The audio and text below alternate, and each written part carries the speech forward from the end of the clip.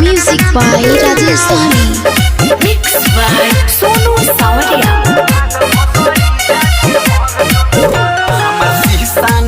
दिल तोड़ले मैं नफरत के पास धके हुरले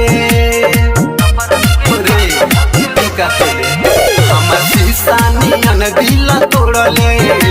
मैं नफरत के पास धके हुरले जाके दोसरा के साथ देहू पहले बाड़े घाट अब करे संगे उड़र जो भाग भोसड़ी जाके मर जो नहर में भाग भोसड़ी जाके मर जो भाग भोसड़ी जाके मर जो नहर में भाग भोसड़ी जाके मर जो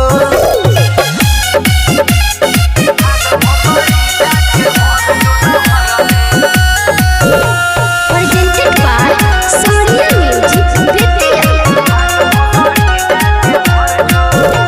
तोरा बिना जील फाटल दिलवा सील ए दुनिया में महल के कमी न बा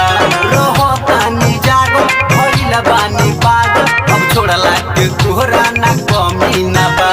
तोरा बिना जील फाटल दिलवा सील ए दुनिया में महल के कमी न बा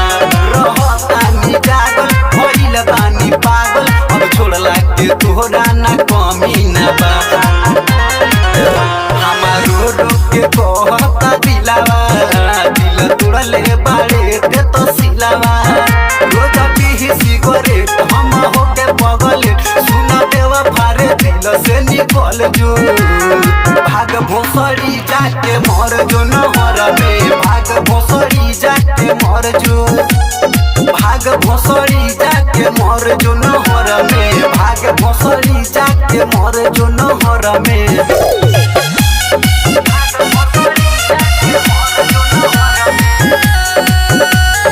Presented by Sonia Music Vidya.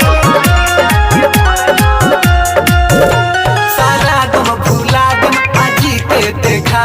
चाहे बिलवा सीना से निकाली के रे खाइल तोर कसम रे रहे मोर भरम रे करब नाही माफ तोर पाप के रे सारा गम भुला दम आजी के देखा दम चाहे बिलवा सीना से निकाली के रे खाइल तोर कसम रे रहे मोर भरम रे करब नाही माफ तोर पाप के रे तोरा प्यार में भइल बाटे जहर दिल में उठता रह के लहर राजन बारे उनकर सुनती जमाल सोनू कहताटे अभियो सुधर जो भाग भोसड़ी जाके मर जो नहर में भाग भोसड़ी जाके मर जो भाग भोसड़ी जाके मर जो नहर में भाग भोसड़ी जाके मर जो Presented by Sonia Music Vidya.